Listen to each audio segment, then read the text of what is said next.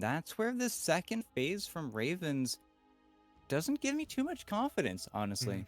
The Monkey King Dazzle, of course, Dazzle versus Visage is very nice if you ever get on top of him. And of course, Visage, a hero with zero wave clear, will be put underneath a lot of pressure by the Dazzle. But I also don't know if this Monkey King is your de facto answer. And it also poses the question, is this your fourth position? Feels a little bit weird. It doesn't seem like you would want to go for it. Dismore has played again a lot of those melee fours in the BTS Pro Series so far, but I don't know. Monkey King's always been a big question mark for me, especially with how popular heroes like Visage and Batrider have been. So I don't know. Doesn't give me the most confidence here. And then Wolf Team just say, okay, you picked up Dazzle. We'll pick up a hero that jumps the backline. Yeah, sure. Tiny works. mm. And now, that pretty much should be a core Tiny at this point. I suppose, technically speaking, there's a chance maybe Sooths takes the Tusk into that position, but eh, at this point it kind of feels more likely that they do take the Tiny for maybe a little bit more in the way of that damage and burst.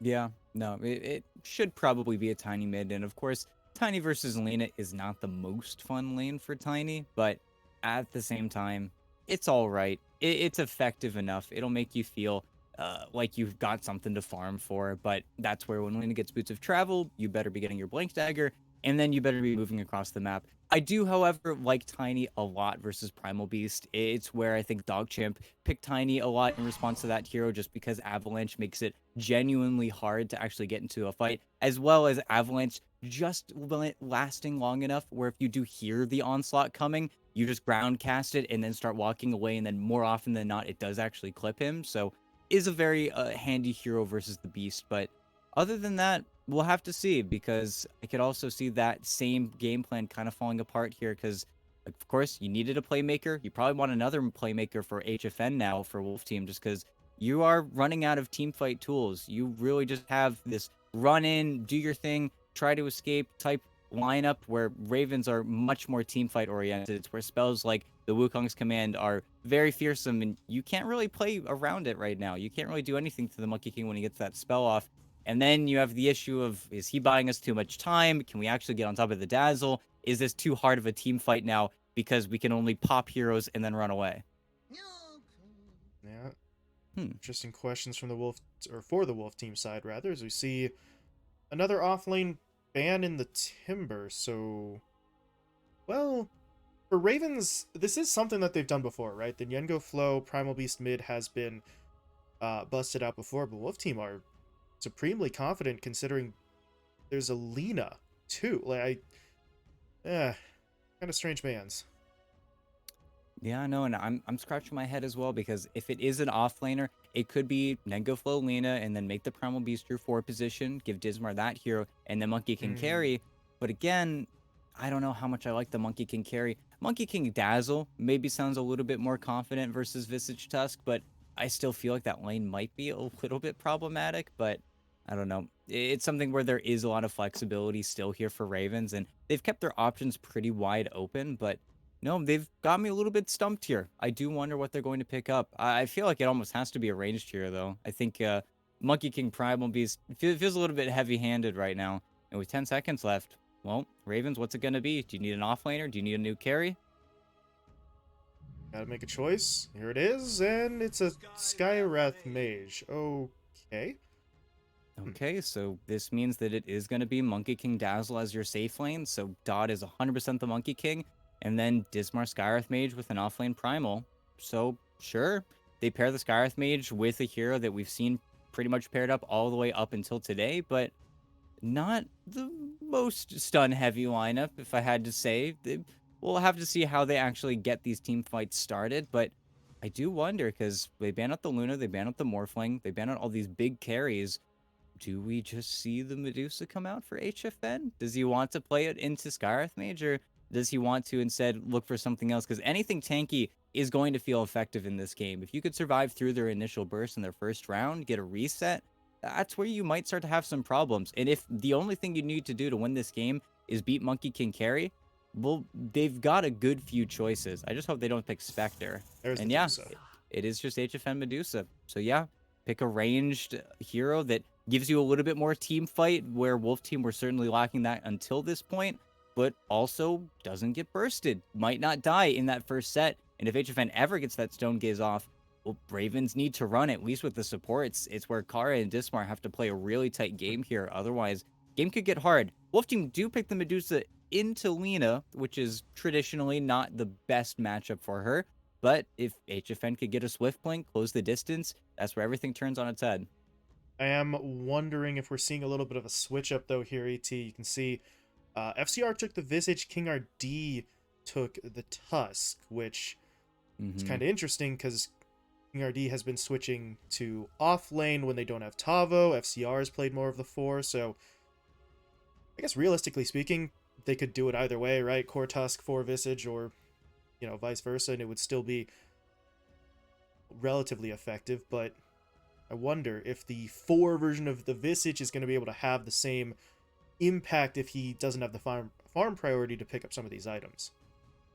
Yeah, and we'll see, because as far as we know, maybe FCR can play Visage and can't play Tusk, or vice versa, and King RD's not confident.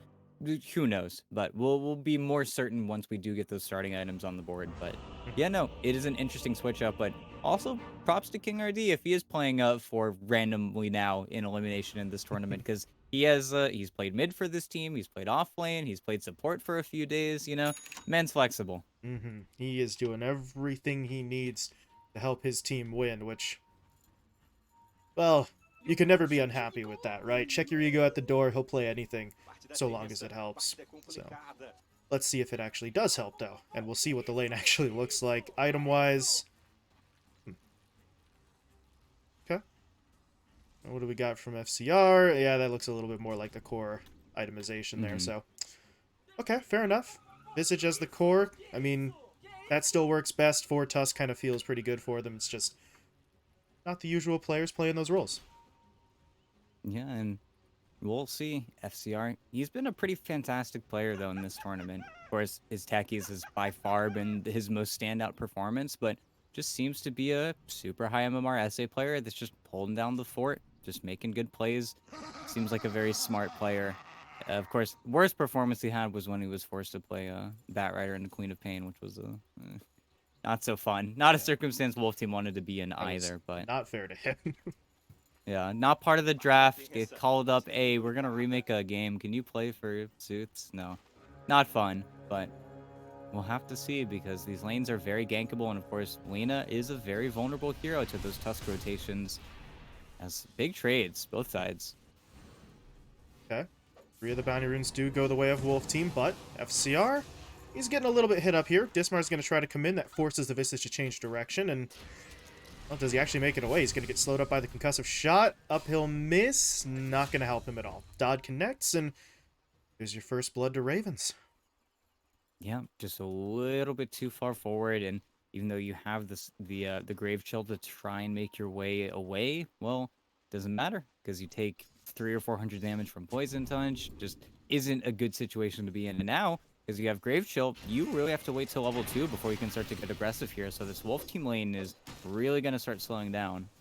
Yeah, that's very unfortunate in terms of FCR's threat in this lane, because right now there isn't any threat. They can just do whatever they want for, well, really only a minute or two, ET, right? It's not going to take FCR that long to hit that second level, but it's going to be a couple of creep waves that Dodd is going to be able to farm up with a lot less resistance.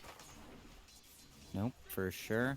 But until then, this lane should be boring, mainly because, again, no solo assumption, no tag team, but also Dodd pretty much needs level 2 Jingu to actually effectively trade here. It's where level 2 on the Monkey King doesn't really end up feeling that powerful as, nice little courier snipe, Kara. Not bad.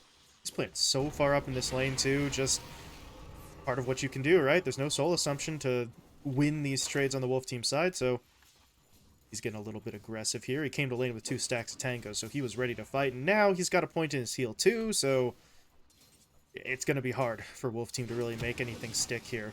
But, well, in the meantime, we know what's going on there. Got to wait for Visage to hit level 2. We'll see what's going on up top, because KJ is basically trying to do in this lane what Kara is doing on the other side.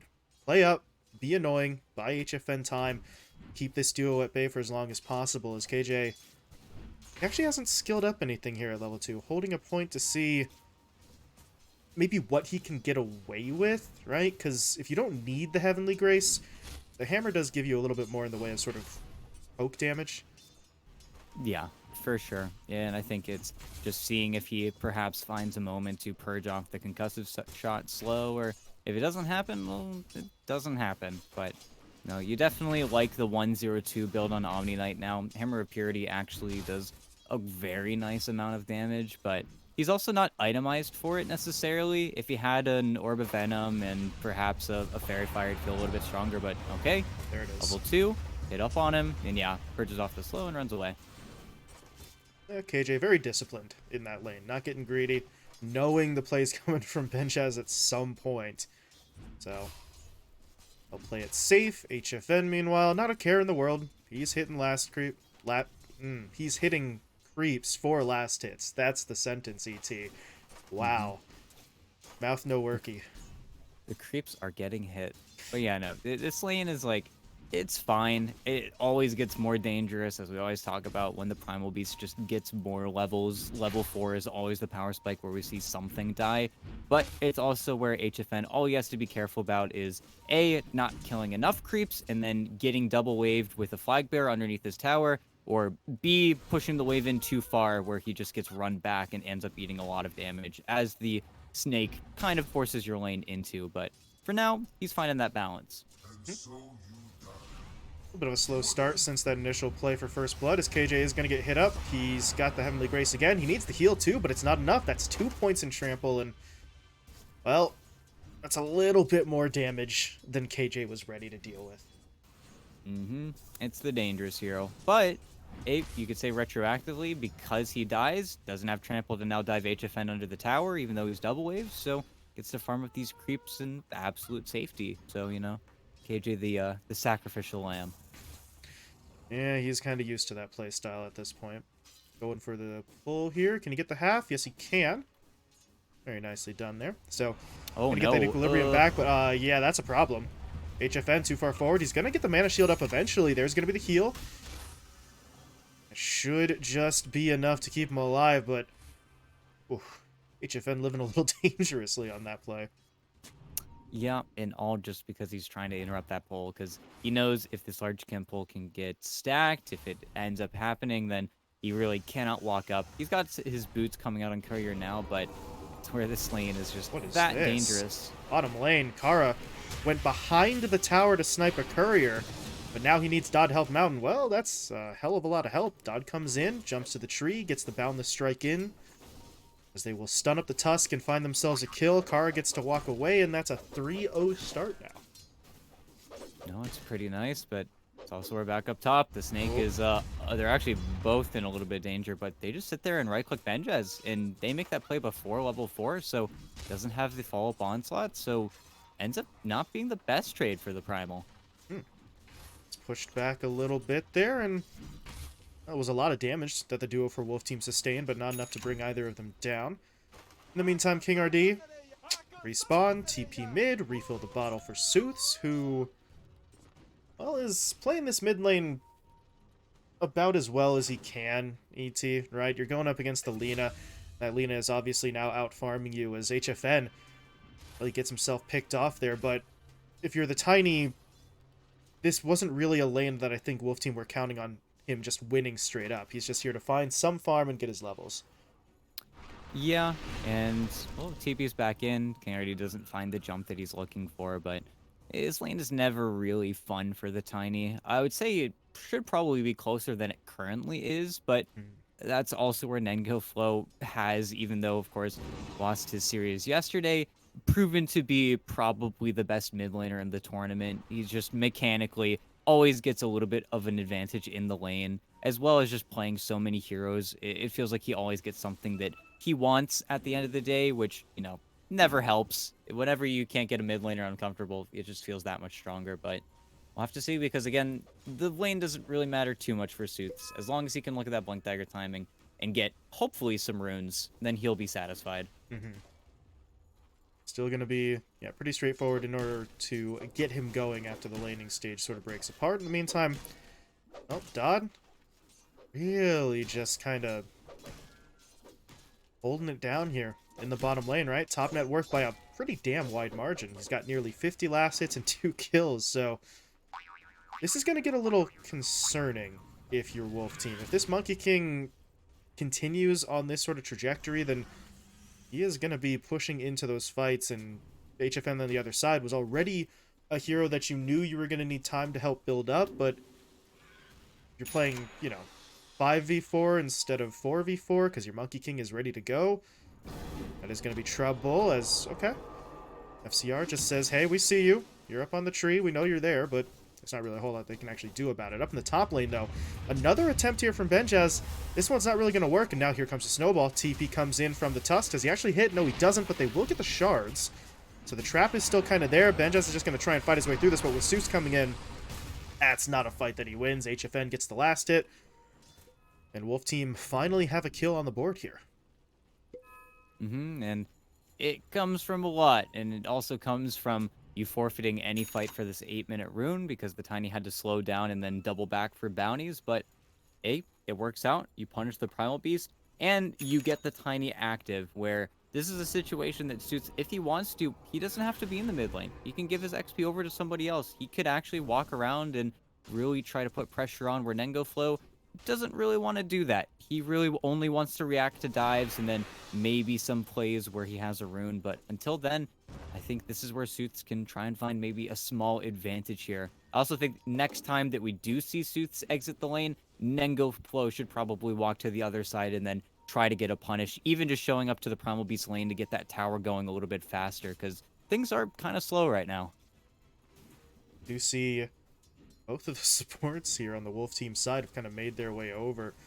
They're not really going to be able to find a fight as of right now, but they are putting some pressure on the tower, although Kara just got spotted. His TP is going to get canceled, and, well, this is a 4v1. They don't want to be involved. Dodd, though, is going to reveal himself, and now he's got to jump away. He's back on the tree.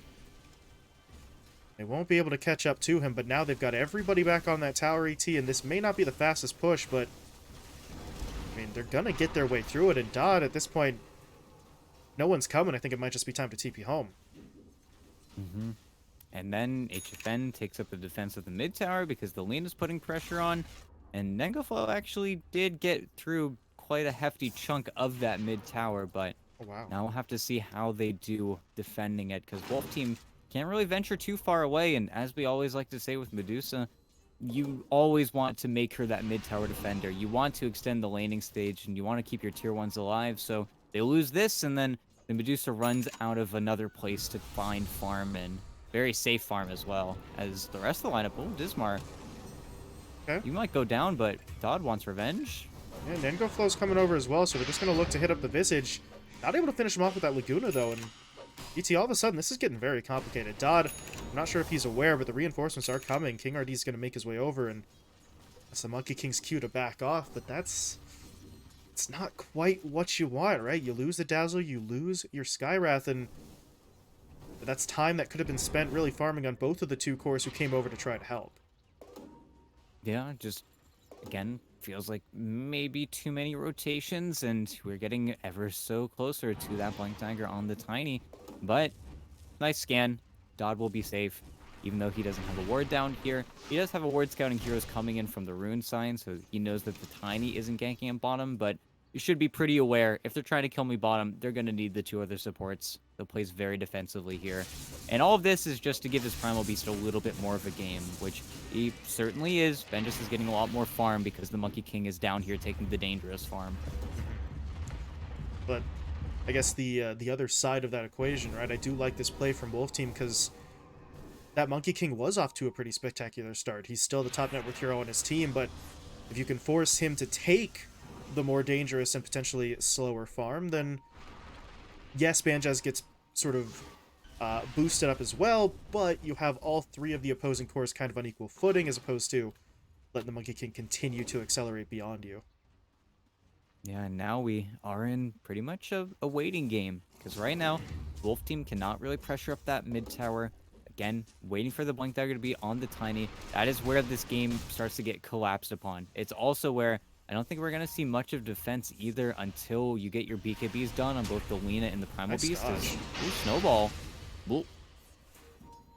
They dodged the LSA, but yeah, the Laguna connects. But now, this is where things get kind of awkward. Here comes FCR into the fight. That's a very early grave out from Kara, but it still kind of gets the job done. They shift their focus because Benjaz marches forward with the trample. KJ is going to fall. Now the Boundless Strike hits onto two in the river into the Wukongs.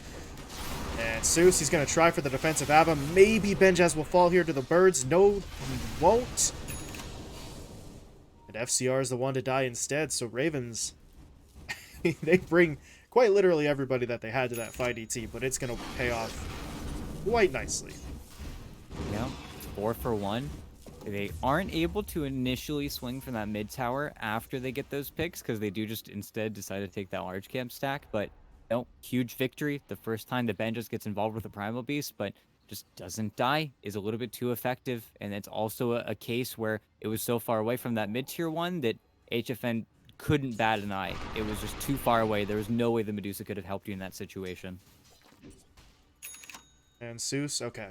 He does now have the Blink Dagger up, ET, so here's the power spike that Wolf Team might have been waiting for. Of course, you kind of wish he could have picked that up, before you just lost 4 heroes, but it is what it is. We'll see what he can do once that's delivered out to him. You see the rest of Wolf Team already trying to get on the move here with the smoke play. That's smoke on smoke. They're going to run into each other. Dismar will be hit up here, but there's the Onslaught breaking a lot of this up. Pulverize is going to come out too, so KJ is dangerously low on HP. But he is going to be able to fall back for now. HFN is actually pushed into this fight as well, ET, so they do have the full 5. They are looking to punish. They've taken down 1 already. Nyengo Flow has to sidestep the shards, but now the toss is going to get King RD on top of him. There's going to be the punch, and the stun, and the second stun, and Nyengo Flow gets taken down. No, that's great stuff from Wolf Team. Tossing the tusk, getting the punch, and now your mid tower, it's under threat. And in addition to that Blink Dagger being done on the Tiny, getting that Wraith Pact, of course, quartering the damage that Ravens were trying to output there, just simply doesn't have enough. And now, bold Kara, TP, very bold crazy. TP. Well, Benjaz is going to try to just march his way through with the Onslaught, but Kara is still going to go down. They lose him, and now Benjaz, where's his backup? Teammates are coming, but not very quickly. Dodd, though, is in. He's going to try to make a move. They did throw the Mystic Flare down, so KJ will fall. Now the Wukong's command is in, but the Guardian Angel was already popped, so they're going to try and fight their way through this. FCR, though, losing his HP. He does end up going down, but they'll trade him out for Benjaz, and now they're looking for the Monkey King as well, tossing him out of his own Wukongs, as they will lose the fight, and they might lose Dismar too. Maybe not, because those shards were a little short, but Dismar's not the one that you needed to keep alive there. They lose some very valuable cores. I guess at the end of the day, ET, your tier 1 tower is still standing, so you got that going for you, but the cost is pretty high. No, cost is extremely high. And yeah, this is where we're kind of going to have our feet stuck for a good while here. It's where both teams need to finish off each other's mid towers before they can really go anywhere else. And it's also just a constant battle for the high ground here. As again, well, round 3. Okay. Onslaught in. They're going to try to hit up King RD. He does get the snowball off, though, so he's going to be able to reset. Takes down Kara, and Benjaz, it's time to go. Don't want to be here anymore. There's going to be a little bit of extra damage in from SCR, but Dodd has arrived, but he doesn't have Wukong's command, so he just has to try and fight his way out of this. He's not doing a bad job of it so far, though. Hitting up onto the Tiny. They've got him silenced. They've got him stunned, but there's the heal from KJ. Seuss turns around, throws out the Ava. FCR has another Soul Assumption coming up. Can he hit onto anyone? He tries for Dodd, but the Mischief will dodge it. King RD, though, comes in for the punch, and now Seuss is going to try to come back in, but the Onslaught stuns him up. Now Seuss is stuck in the middle of it, but look at that. The Heavenly Grace keeping him alive. There's going to be the heal out from KJ again. Seuss still not dead. He is walking away, ET. And, boys, maybe we should cool it down here, because that's the 3rd straight fight, and that one got a little sloppy. Yeah, and I feel like for round 4, Wolf Team don't want it. You just lost your second set of birds from FCR, so now Visage for 2 minutes doesn't have familiars. It might be time to stop. But with all that chaos created, yeah, they do smoke up with the rest of the lineup, but with everything that's happening, HFN's just farming. He's having the time of his life down bottom. He's got a full Manta style now. He is not really carried at all. And well, again, with the carts, they're trying to make a play here. They're still trying to abuse their vision where they have the advantage warding-wise, as all Ravens could do is place this kind of shoddy ward on the low ground to give them something into nighttime. But yeah, here we go. They do scout him out, though. They see everything. Zeus is still going to go, however. There's going to be the avalanche into the toss. Snowball's coming in too, and Dismar will go down. Yengo Flow's going to arrive, though, and he has a BKB, so he's looking to party, but... well, there's no one to party with him. All of his teammates are either behind him or dead, so... he will get to hold the BKB charge, but Wolf Team, they got what they wanted. They got the tower, and now HFN is actually stealing... okay, not a big stack of the Ancients, but anytime you're stealing any stack from your opponents, that is going to hurt. Well, he's just gonna farm and then leave. You know, feels good. You would like to cut the top wave as well with your Mantha Lucians, but looking in, you hear it. The onslaught is through. Oh, King RD.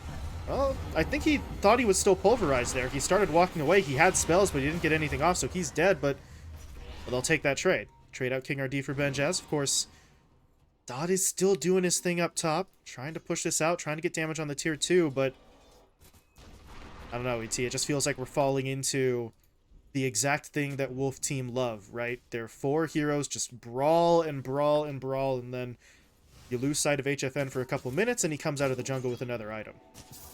No, it's pretty terrifying, but that's also where they can't really afford to lose him to this next BKB. That was just, I think, the Luna being a little bit more farmed than the Primal Beast, so of course, gets her BKB first, and then that fight looks a little bit less ideal whenever Benjaz just goes in and then keeps on getting his pulverized pretty much immediately canceled. But that's where Ravens, they don't have a blink initiator either, so Dismar is really starting to suffer on this Skyreth mage. You just really aren't seeing too many plays being made with him.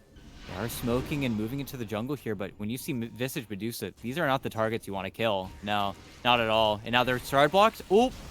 Shards are there. Snowball comes in. Dodd's going to channel the Wukong's Commando. Nice 2-man stun on the Boundless Strike, but Dismar's already dead.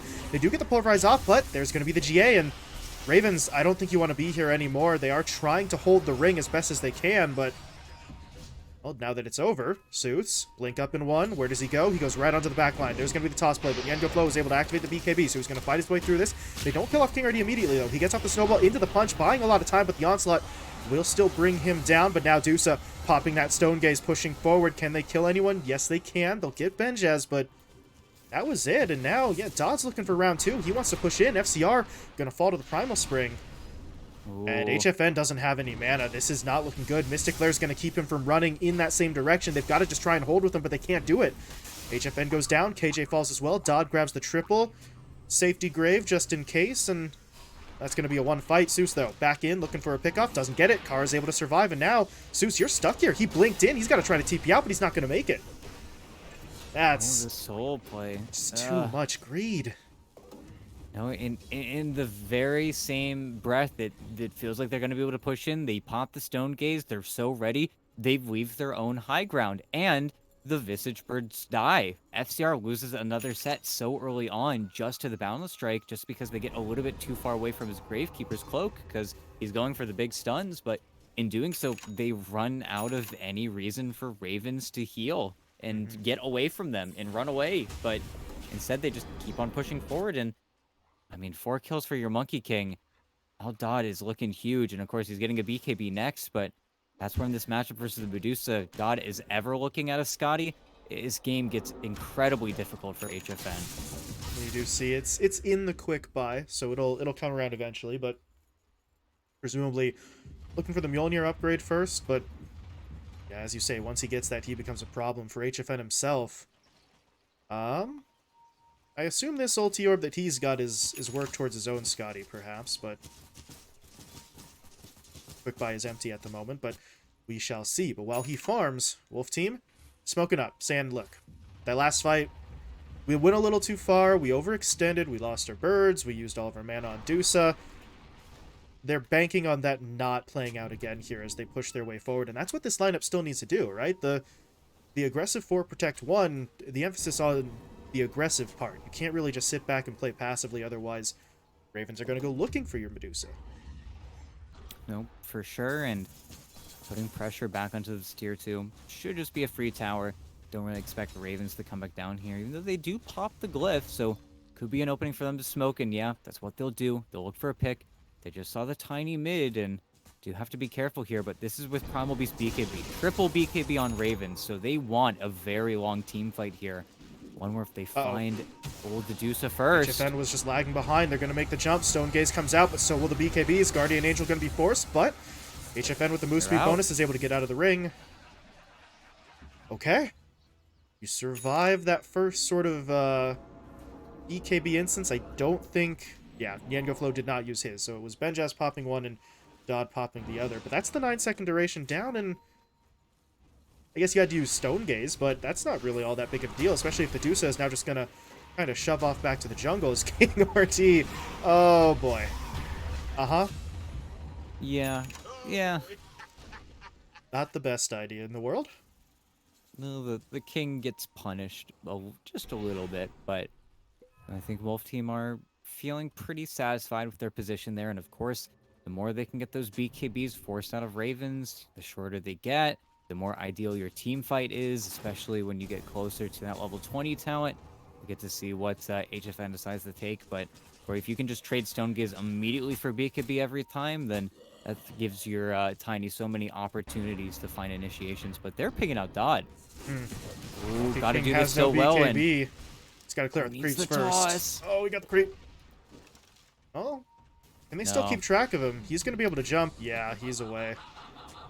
And now with the mass TPs coming in, Wolf Team, do you really want a fight here? Kind of seems like the answer is no, but Ravens might want to fight. They just smoked under their tower.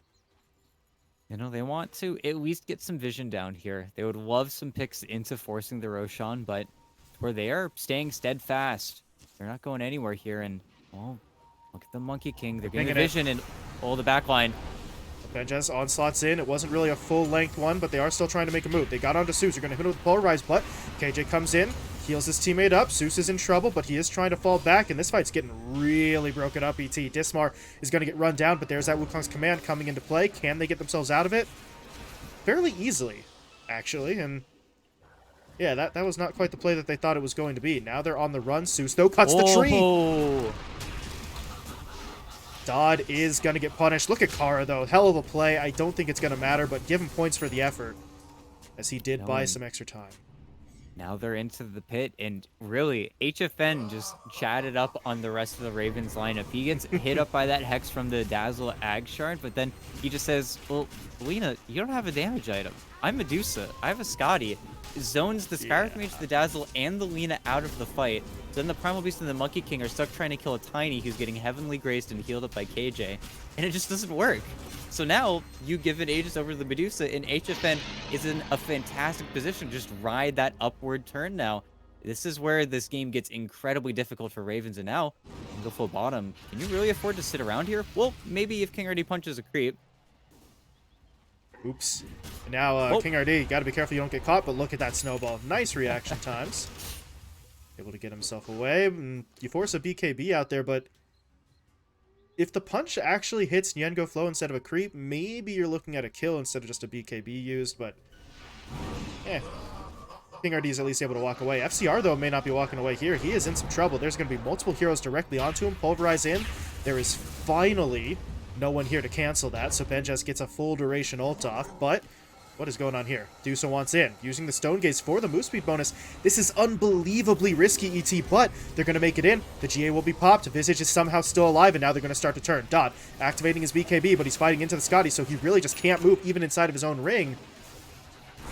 And FCR is somehow still not dead. He gets out of the Wukong's command. They turn onto Dodd. They'll kill him, and Dismar is going to get taken down as well. ET, how is FCR not dead? No, it's the Ag Shard. It's, again, the Wraith Pact. It's the connection from HFN. And, again, you said it was a risk, but it pans out. And maybe not the biggest risk for the Medusa, but... Oh, and then they get Niengo Flow. Oh, boy. Wolf Team are just playing on you in every single lane, finding all of these pickoffs. Now And then back mid. Gotta watch out. Yeah. Okay. They let him go. King RD doesn't want to make the jump into the nighttime, especially.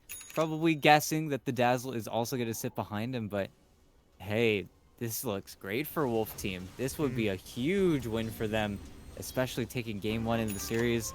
But again, they did have last pick this time around, so, you know, maybe come game 2 we see something a little bit different from Ravens, but this is a fantastic position. And of course, first Aegis, only have 3 minutes left. Don't think you're really ever going to be in a position to poke the high ground and guess unless Ravens really mess up. But at the same time, this is a fantastic spot to be in. And now, HFN, once you do have to worry about the Lena becoming a damage dealer, I can imagine him just straight up buying a Blink Dagger. And yeah, they're They're going to try going. it. They're hitting it pretty damn hard, too. Half HP already. Boundless Strike is going to come through, but it doesn't clear out the whole creep wave. So now, okay, the glyph has been forced. That should clean things up a little bit, but well, HFN, he's still going. 2.5 minutes on the Sages. He says, come get me if you can, and I don't know if Ravens can. Zeus is going to make the first move. Did not have a BKB, though, so he's immediately going to get punished. But look at that snowball. It's actually going to keep him alive. Can they heal him up? Yes, they can. They're going to get him with the Heavenly Grace. They're going to get him with the Purification. Now, Benjaz is just going to completely get stun locked there. Oh, mostly slow, but then the stun afterwards. So he's dead. Buyback is available for him, but if Dodd's not coming back, there's no point. Oh, he just finished off his Mjolnir, but I feel like this is 2 sets. Oh god, Yango Flow, he's caught. Can they save him? There's going to be the snowball. There's going to be the punch. Benjaz, though, marching his way forward. Going to use the onslaught, so he may just sacrifice himself, but this is a dieback if he does. He does go down, but look at Ravens trying to push forward. Dodd is in. Wukong's command activated. Bound the strike, connecting onto 2, but HFN says, I don't give a damn about the monkey. I'm pushing forward. He's got the split shot. He's just forcing everyone back. He did lose a teammate, though. Zeus was eventually picked off, but the Wukong's command goes out, ET. It's 1 kill, but they still lost the entire bottom lane of Rax. Yeah, and I feel like right now should probably just back off. King RD is making me scared a little bit with how close he still remains to that fight. But okay, with the dieback of the Primal Beast, you know, they would have loved to push a little bit further, but that's where I think losing the Tiny, they understand that, yeah, let's just be chill. We lost our Initiator. King RD is so good with these snowball saves. It's actually amazing. He's been able to kind of pull the lineup, both the Visage and the Tiny, out of such dire straits, and then just connect with the Omni Knight, who in that situation also still has Guardian Angel. So oh no, oh, wait, Dodd, you don't want to be here. He just got punched while he was trying to Primal Spring. That's, well, I was gonna say hilarious. I don't think Dodd thinks it's funny, and neither do his teammates. GG called. They're just gonna really call it there, and Wolf Team just unbelievable execution here in game 1. yeah, and that, I'll be honest, that GG kind of comes out of left field. I understand that your monkey just died, and you know he bought out a Mjolnir to maybe win that fight, and of course you're still dieback yourself. But 50-minute timers, you know, even for your dieback hero, 40 seconds on the Primal Beast, you had a lot more to play in that game, as well as you were about to finish off that MKB on then go flow. So I think a great deal of frustration coming along there and affecting Ravens, because that was not the mentality they've had in this tournament so far. And even looking at the KDAs, things were not going that wrong, but I guess they just say we're sick of this shit. Taking a look at the graph, it is a pretty drastic downward climb there, right? They were losing still around that 20-minute mark, and then it all of a sudden balloons past 10K, but well, ET, as you say, this is not the way that we've seen Ravens play. Even when they were behind, which was very rare in the group stage, they were one of those kind of never say die sort of teams, but not the case on this one. I don't know if it was maybe the game, maybe the communication, maybe even some lingering frustration from getting 2-0'd last night, but they really did seem out of it here. Yeah, no. And again, you look at the KDs, you see not everybody was having a bad time. They were winning team fights too. It felt like they were trading team fights for a while there, but then Wolf Team just stopped making mistakes. Fantastic play from the Tusk. Sooth finds his opening, but also Raven struggling to ever get onto the Omni Knight, ever. And then, of course, you have this comical show of the Monkey King diving past the Medusa bodying the rest of the lineup. No ranged hero could get past her, and that's pretty funny looking, but we'll have to see. Does HFN get a Medusa respect ban come game 2? Do Wolf Team decide to rush the Medusa in the first phase? Those are the questions we need to ask ourselves. The Wolf Team, though, have worked themselves into a clear position of strength here after taking the opening game, while Ravens have now lost their 3rd straight match here in the playoff bracket. So we'll see what Game 2 has in store, ET. We'll see if Ravens can right the ship and try to fight back into this, or if Wolf Team are going to get that 2-0 sweep to advance to the next round. So, got to step away for just a little bit, but we'll be back on the other side of the break with the Game 2 draft.